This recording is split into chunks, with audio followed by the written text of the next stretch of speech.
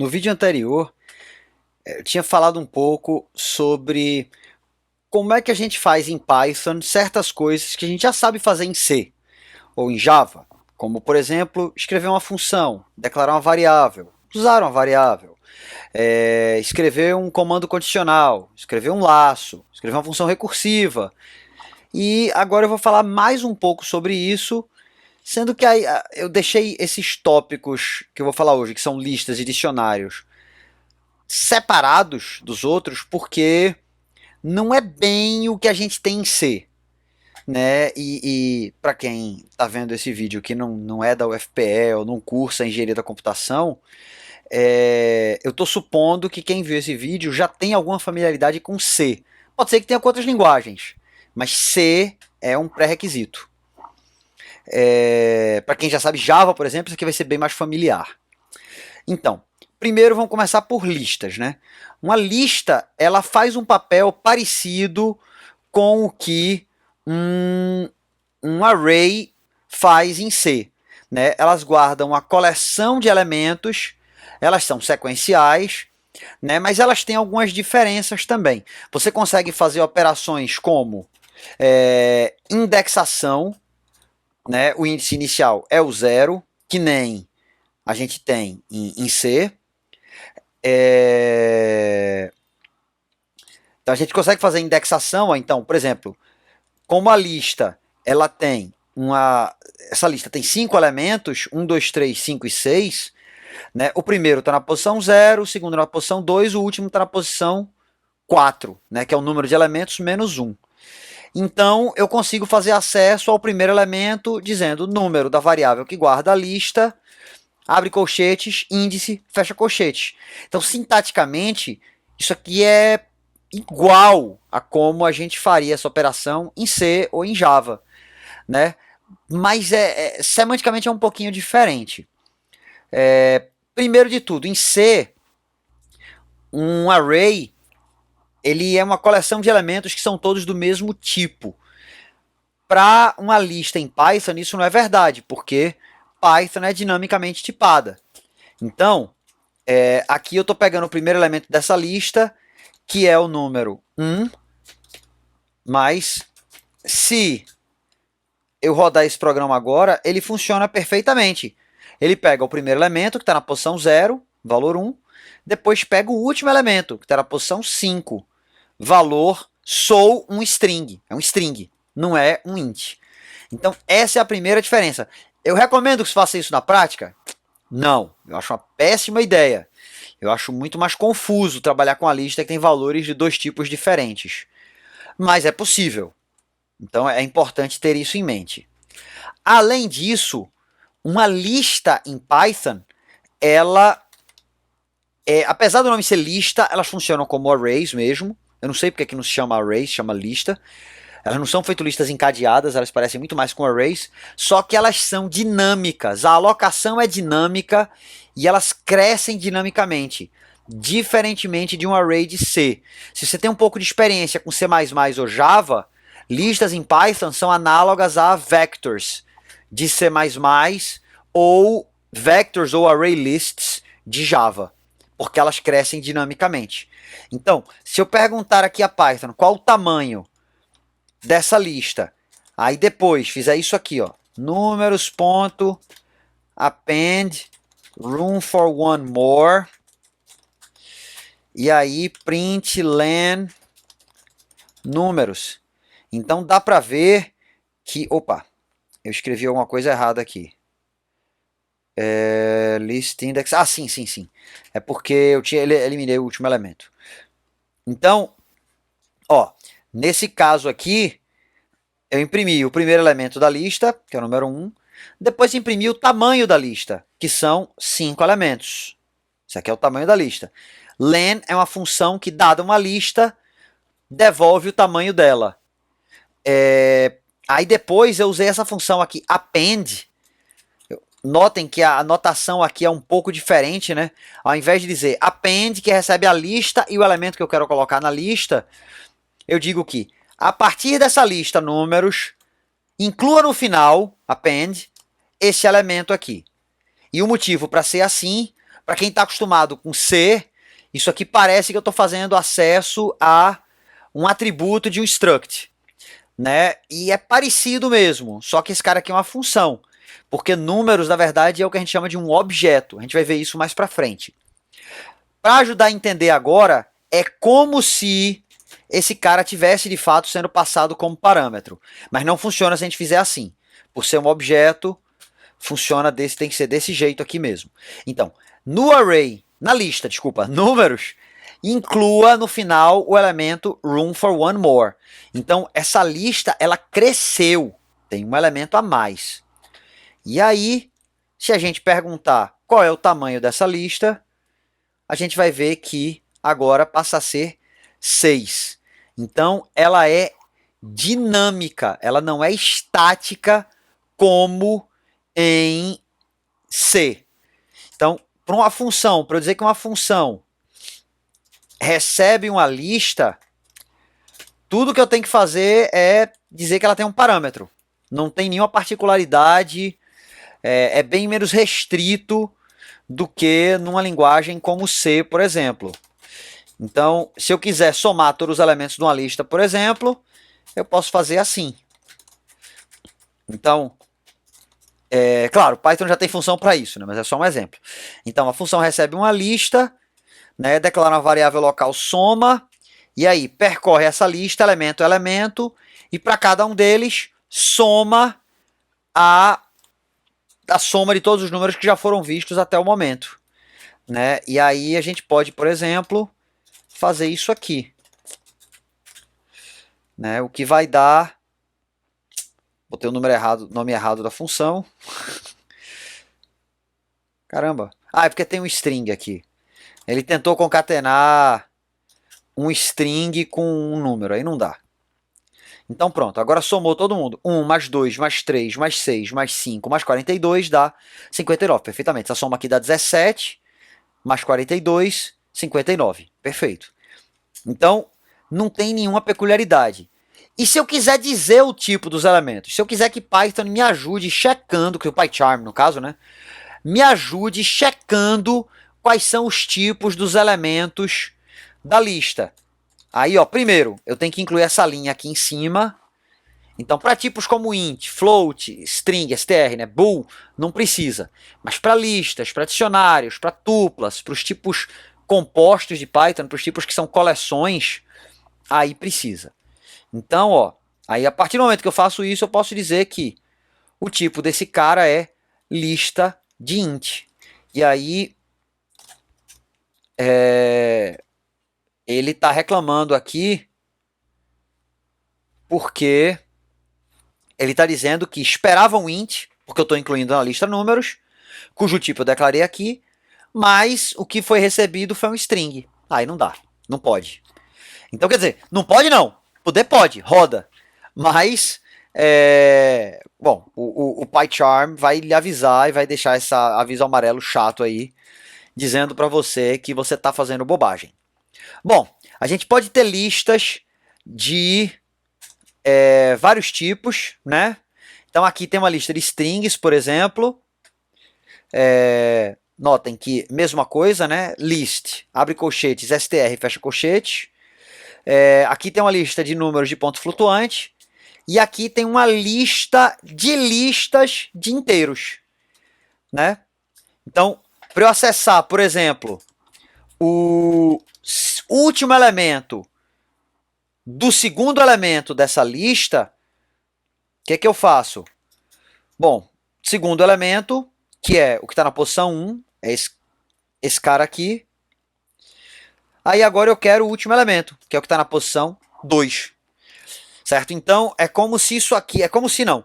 Isso aqui é como se fossem duas expressões diferentes. É como se tivesse aqui ó, um parêntese que devolve essa expressão aqui, a avaliação dela. Devolve uma lista, que é esse cara aqui. E aí, a partir disso, eu aplico a operação de indexação. E aí, a partir desse cara, eu pego o último elemento, né, que é 6. Eu vou botar aqui um menos 6, só para ficar claro que não tem nenhuma confusão com o outro 6. Tá aqui, menos 6. Então, eu não preciso desse parêntese, porém, Isso aqui já é interpretado desse jeito. O que é importante ter em mente aqui é, isso é dinâmico.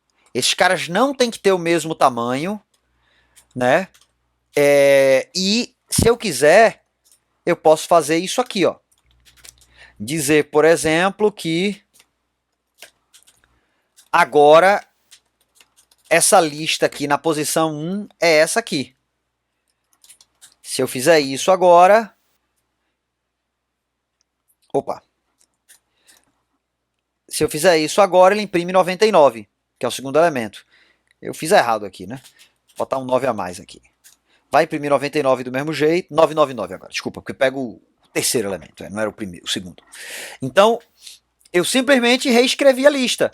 Da mesma forma, por ser dinâmico e ser dinamicamente tipado, tipificado, eu posso fazer doidice, né?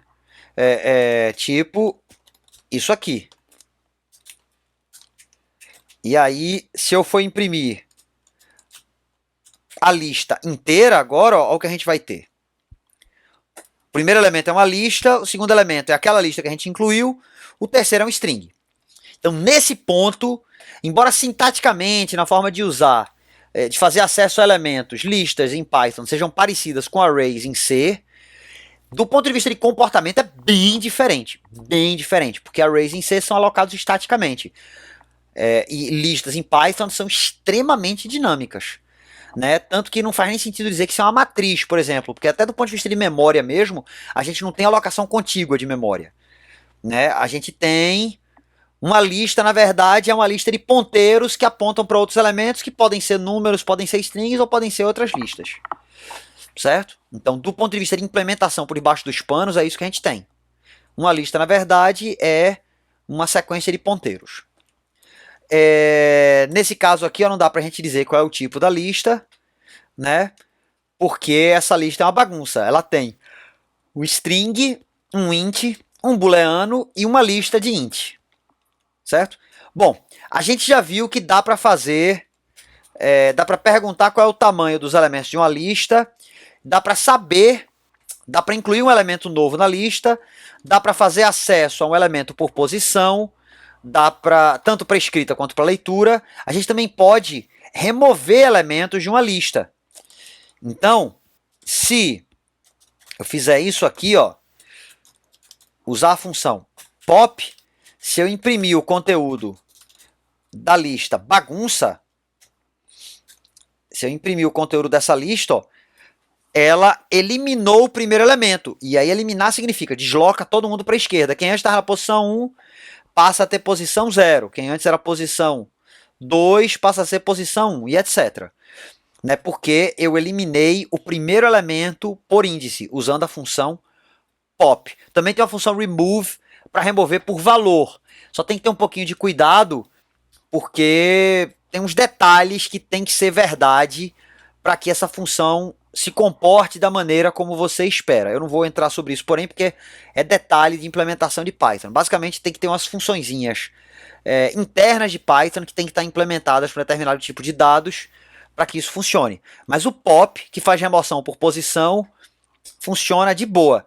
E é importante dizer, ele devolve o elemento que é removido. Então aqui vai imprimir caos primeiro, né? Porque foi o elemento que foi removido na posição 0, era string caos. Então esse cara foi removido. Também é possível incluir um elemento por posição. Então dá para incluir, por exemplo, na posição 1, um string novo nessa lista bagunça aqui. Opa, só que eu não imprimi mais o conteúdo dela, aí fica difícil. Então, ó, antes a lista era essa. Aí agora na posição 1 eu incluí o string Demogorgon.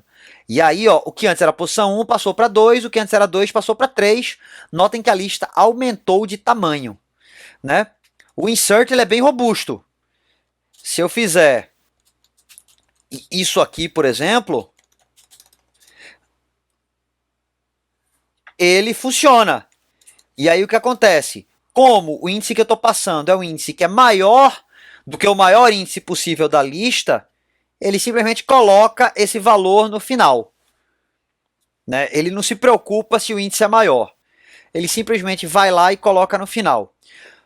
Uma coisa que eu esqueci de falar sobre indexação em Python, que eu acho muito feia para falar a verdade, mas, enfim, tá lá, né? E vocês provavelmente vão descobrir, querendo ou não, é que em Python também tem índices negativos.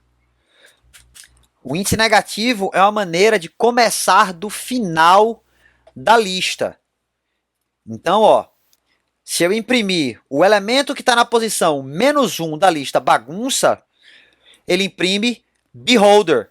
Qual é o raciocínio aqui? O raciocínio é que isso é açúcar sintático para quem escreve isso aqui, ó. Então, vamos pegar na lista bagunça, vamos imprimir na lista bagunça o elemento que está na posição comprimento de bagunça, né, que é o número de elementos dela, que nesse caso aqui é 5, menos 1. Porque se a lista tem 5 elementos, a última posição é 4. Então, ao invés de ter que escrever esse negócio desse jeito, Python diz, não, escreva só o -1, ok? É importante dizer, porém, que isso não não é circular, certo? Então, se a lista tem 5 elementos, o máximo que você consegue ir é até -5. Nesse caso, a lista tem 5. Então, se você colocar bagunça -5, vai imprimir 42, que é o primeiro elemento. Se eu colocar -6, ele não vai para o final de novo, não. Ele dá pau. Ele diz que o índice está fora da faixa de índices válidos. Então, só ter esse cuidado aí, né? De lembrar, qual é o raciocínio aqui? O raciocínio aqui é açúcar sintático para comprimento da lista menos o índice. Então, se você pensar desse jeito, você nunca se confunde. Fica bem mais fácil de usar. Novamente, eu evito de usar. Não é natural para mim escrever esse tipo de coisa. Não é uma coisa que eu recomendo a ninguém. Mas tá lá, né? Então, bom, enfim. Então, mais uma coisa para listas. Só falando rapidinho. Aquelas coisinhas que a gente já viu em programação funcional existem. Então, ó, deixa eu apagar essa lista daqui de cima, porque senão pode reclamar. Então, ó, se eu quiser, por exemplo, elevar ao quadrado todos os números dessa lista,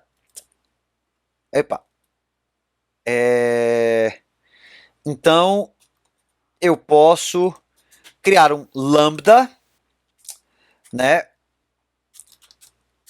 Lambda é análogo ao lambda de Haskell, né? Isso aqui, para quem lembra lá de Haskell, é isso aqui, a mesma coisa, certo? Função anônima. Única peculiaridade de lambdas em Python, eu não tinha falado disso no vídeo anterior, né? Mas estou falando agora. Mas a única peculiaridade de lambdas em Python é que, aliás, isso não é assim que se usa, né? Essa função não é assim que se usa, não. Essa função se usa assim. A única peculiaridade aqui é que o corpo de um lambda ele é uma expressão. Então, notem, não tem return aqui, porque eu não posso ter comandos aqui dentro. É só uma expressão. É uma expressão, ela devolve um valor.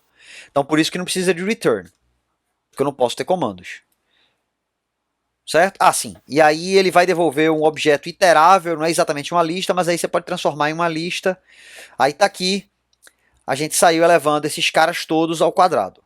Aí o que a gente tem são esses valores esquisitos aqui, com as loucurinhas de arredondamento de número de ponto flutuante, né? Mas, isso aqui deveria ser 2, mas tá funcionando como a gente espera. Também tem filtragem, né? Então, filter, vamos usar o exemplo basicão de filtragem mesmo, usando esse predicado aqui, x módulo 2 igual a 0 e constantes famosas. Então, ele só pegou o 0, porque nenhum dos casos aqui dava igual a 0. Eu acho que eu peguei um critério meio ruim. Então, vamos fazer assim, x é maior que 2. Pronto, sem esse maior igual a 0, claro. Então, filtragem. A gente vai percorrer cada elemento dessa lista e aí só vai incluir no resultado aqueles elementos que forem maiores que 2. Então, incluiu 3.14 e 2.24. Está correto, né? Esses caras aqui são menores que 2. E para fold, como eu tinha dito lá, from func tools import reduce, como eu tinha dito lá, quando eu estava falando em Haskell, em alguns lugares o fold é chamado de reduce, né? E é o caso aqui em Python. Então, se eu quiser, por exemplo, somar todos os elementos de uma lista, eu posso fazer isso. Lambda, xy, x mais y, constantes famosas, 0. Então, pronto, eu tenho aqui a soma de todas essas constantes aqui. Posso fazer isso só com essa linha aqui. É engraçado porque o reduce devolve realmente, ele devolve um valor, né? Ele não precisa devolver um iterável, né? Mas no caso de map filter, se a gente quiser uma lista mesmo, tem que fazer isso aqui. Se quiser só colocar num for, por exemplo, não precisa, né? Só botar num for que isso aqui já não precisa nem dessa parte aqui. Coloca o resultado disso aqui num for que já funciona, porque o objeto é um iterável, né? Isso é o tipo do valor que é devolvido. Bom, então, como eu tinha dito, né? Na parte de programação funcional está em tudo. Então, coisas como essas aí de mapeamento, filtragem, redução, se for olhar o Pense em Python, que é o livro que a gente está usando como livro texto dessa parte da cadeira, ele fala disso já bem cedo. Porque isso aqui já é básico, né? É basicão. Bom, mais duas coisas que eu quero falar aqui, uma sobre listas, outra sobre dicionários, né? E listas têm semântica de referência, né? Então, se eu fizer isso aqui, então tanto constantes famosas quanto constantes menos famosas apontam para a mesma lista na memória. Então, se eu fizer aqui um append de uma outra constante famosa nessa lista, se eu der um print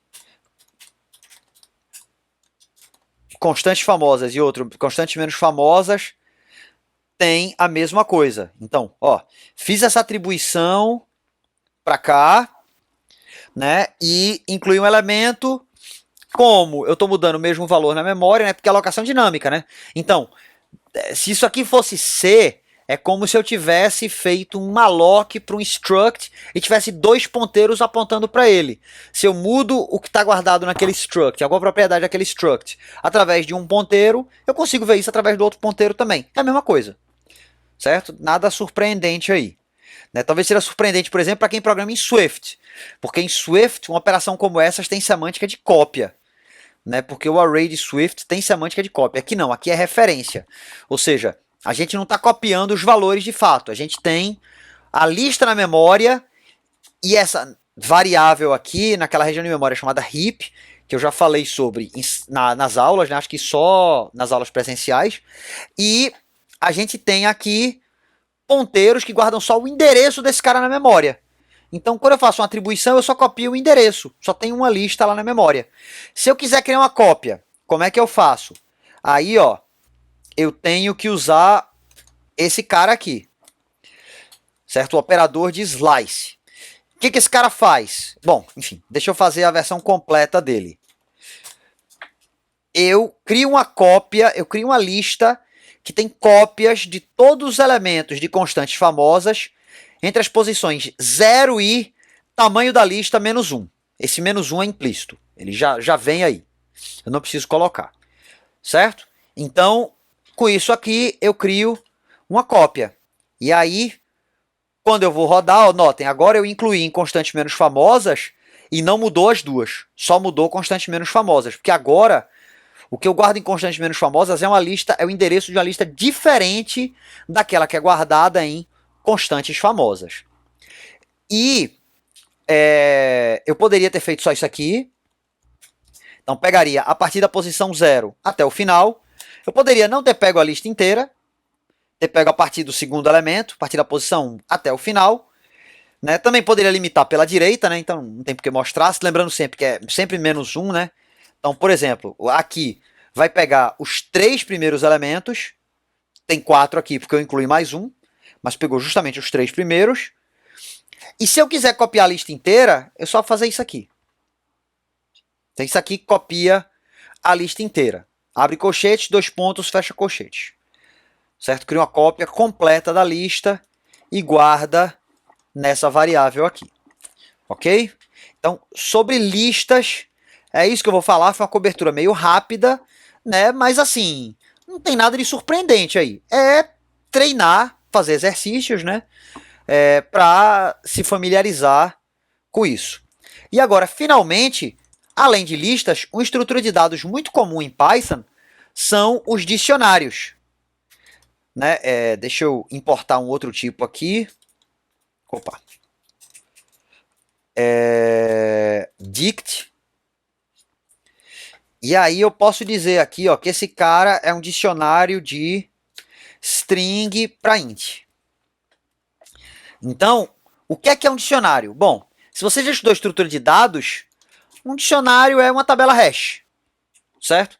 Então, dicionário é uma estrutura de dados associativa, né? Ela não tem ordem entre os elementos e ela associa chaves a valores. Então, elementos não são identificados por uma posição, como no caso de uma lista, mas eles são identificados por uma chave. Né? Cada elemento é identificado por uma chave única. Você até pode ter duplicação de elementos, mas você não pode ter duplicação de chaves. Né? Então, nesse exemplo aqui, notem que um dicionário a gente coloca entre chaves, ao invés de colchetes, e aqui a gente tem um dicionário que associa strings a números inteiros, como está especificado aqui. A anotação de tipo é essa. Né? E esse dicionário aqui especificamente associa códigos de área, abreviaturas de países, né? Como elas aparecem em domínios, a códigos de área telefônicos, né? Códigos internacionais. Né? E aqui tem vários exemplos, né? Brasil, Estados Unidos, Japão, Reino Unido, gloriosa República Insular de Vanuatu e Uruguai. Né? E dicionários, o legal deles é que você fornecendo o código, a chave, desculpa, ele acha o valor para você. Né? Então é muito interessante quando você tem a possibilidade de identificar um conjunto de dados mais complexos, que a gente não vai ver aqui como definir, né? Vai ver na próxima semana quando falar de objetos, mas quando você tem uma maneira de identificar um conjunto de dados mais complexo através de uma informação só. E se isso é muito abstrato, pense, por exemplo, no SIGA. O SIGA identifica cada aluno através de um CPF. Mas o que é um aluno para o SIGA? Bom, um aluno para o SIGA, ele tem um nome, um gênero, tem um telefone, um endereço, tem um curso no qual está matriculado, tem o ano de ingresso, semestre de ingresso, todo o histórico de cadeiras que cursou. É uma quantidade enorme de informações associada a cada aluno, né, a cada pessoa no SIGA. E dependendo do aluno, ele pode ter informações tanto de aluno quanto de professor. Por exemplo, eu tenho no SIGA informações minhas, tanto como aluno quanto como professor. De como aluno quando eu cursei, né, e de como professor agora. Então, mas tudo isso é identificado por uma informação só, que é o CPF, que é a chave, nesse caso. Eu não estou dizendo que o SIGA usa dicionários, até porque o SIGA não é implementado em Python. Mas o SIGA usa uma ideia muito parecida. Ele usa essa ideia de você ter uma chave que representa um valor mais complexo. Esse exemplo aqui é muito simples, claro, né? Mas ainda assim é útil. Porque, por exemplo, se eu quero saber o código telefônico de um país, geralmente eu não quero sair percorrendo todos. Eu só quero, sabendo qual é a abreviatura do país, descobrir qual é o número. E acabou, que é o que eu estou fazendo aqui. Então isso simplifica bastante. Também é possível incluir elementos em um dicionário. só imprimir aqui, ó. Então agora também tem o código de área da gloriosa República Insular de Tonga, né? O código de país. E olha como é que eu coloco isso. É parecido com a atribuição a uma posição de uma lista, só que a chave não precisa estar lá. É diferente do caso da indexação, né? Que tanto para leitura quanto para escrita tem que ser para uma posição que já existe na lista. Se eu quiser incluir um elemento novo de fato, tem que usar append, insert, aquelas coisas. Aqui não. Aqui, se a chave já estiver lá, ela é sobrescrita. Se a chave não estiver lá, uma nova chave é criada. Então, por exemplo, se eu quiser mudar o código do Brasil para 42, o que seria muito legal, é só fazer isso. Ele simplesmente escreve por cima. No caso de Tonga, ele incluiu o novo. Mas eu não quero mudar o código do Brasil para 42, não. Quer dizer, eu quero, mas não pode. Tá. E eu posso também percorrer os elementos de um dicionário. Então, nesse caso, eu posso iterar diretamente por ele através do laço for. E aí, nesse caso, o que é guardado nessa variável placeholder aqui, nesse K, é a chave de cada elemento do dicionário. Então, para pegar os valores, eu posso fazer isso aqui, ó. Por exemplo, se eu quiser imprimir todos os códigos, eu posso fazer isso. Usar o operador indexação. Ou eu posso ser mais esperto, né? Usar essa funçãozinha values aqui, que está associada a todo o dicionário. E aí, nesse caso, fica... Bom, o efeito é o mesmo, né? Mas em alguns casos pode ficar mais conveniente, certo? Então, tem várias operações que pode ser fazer com o dicionário. Por exemplo, eu posso perguntar qual é o tamanho de um dicionário, assim como eu posso para uma lista. Eu sei que é estranho, por exemplo, a função que dá os valores é uma função que é acessível com essa notação. O append também, o insert também, o pop também, mas o len é diferente. Python tem um motivo para isso. Novamente, é um motivo meio avançado. Se você quiser entender um pouco mais sobre isso, na bibliografia complementar tem um livro chamado Python Fluente, um autor brasileiro, inclusive, Luciano Ramalho. Esse livro é incrível, é muito bom. Para quem quer ficar fera em Python, tem que conhecer esse livro. E logo no primeiro capítulo ele fala sobre isso. Aí tem que ir lá dar uma olhada, certo? Eu acho que ele não tem disponível na internet, porém. Então, bom, enfim. Mas para Kindle, na internet, na Amazon ou alguma loja dessas, você consegue baratinho. Não é muito caro, não. Bom, mas é só isso que eu vou falar sobre dicionários e listas. Tem que praticar agora, tem que fazer bastantes exercícios para ficar fluente nesse negócio. Para quando a gente for começar a ver programação orientada a objetos na próxima semana. É isso, pessoal.